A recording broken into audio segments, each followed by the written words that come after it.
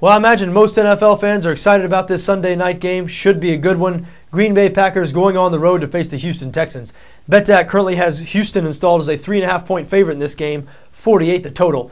Hey, Texans look like the best team in the NFL right now. They're 5-0. They're doing it on both sides of the ball. 4th in the league in points scored, 4th in the league in points allowed. Where's the weakness? On offense, they run the ball as well as they throw it.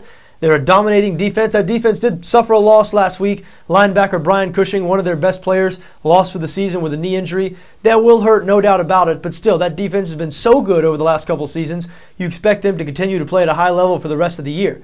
Now, their opponent on Sunday night, the Green Bay Packers, they were last year's elite regular season team. 15-1 in the regular season, and really, obviously I'm selling them short just calling them last year's team. They did win a Super Bowl before last year, but Green Bay looked like a machine, throughout the season last year, especially on offense, and I can't for the life of me figure out what's wrong here. Maybe Greg Jennings is that big of a loss. Greg Jennings obviously has been struggling with a groin injury, missed last week's game, is doubtful for this game, so will likely miss this Sunday night's game against Houston. But Aaron Rodgers spread the ball around so much in that offense, you wouldn't have thought any one cog on the offense, aside from Rodgers himself, would have been that critical. And it looked like Rodgers last year, when Matt Flynn filled in for him for a game and threw for over 500 yards, it's debatable whether Rodgers was that critical is what it appeared. But for whatever reason, the offense is not the same this year. The Green Bay defense is actually playing better. Now, they did finish last in the league last year in total defense, so say they're playing better. They're still not an elite defense by any means. They've given up a lot of yards over the last couple of weeks. But, Green Bay, you'd have to call this start of the season extremely disappointing. Only 1-4 against the number, 2-3 overall. This is a team, again, 15-1 in the regular season last year. Losing in Week 1 to San Francisco, that's one thing. It was a surprise, no doubt about it. Green Bay was favored in that game. They were at home, and San Francisco really manhandled them. Still, San Francisco is an elite team. They were close to making the Super Bowl last year, so that loss is somewhat understandable, you'd think. But in the weeks since then, they've lost to Seattle. They've lost to Indianapolis. Both those games on the road. They're going on the road here against a team that is much better than Seattle or Indianapolis. How do you explain that loss to Indianapolis last week? Up 21-3 at halftime. Let rookie quarterback Andrew Luck lead that Colts team from behind. Just looked nothing like the Packers that we were used to over the last couple seasons. So I don't know what to make of it. Apparently, obviously, a lot of people don't either because, again, they're 1-4 against the number. So there's been a lot of people with faith in the Packers. A lot of people have paid for that faith in the Packers. As for this Sunday night's game, Houston 3.5-point favorite.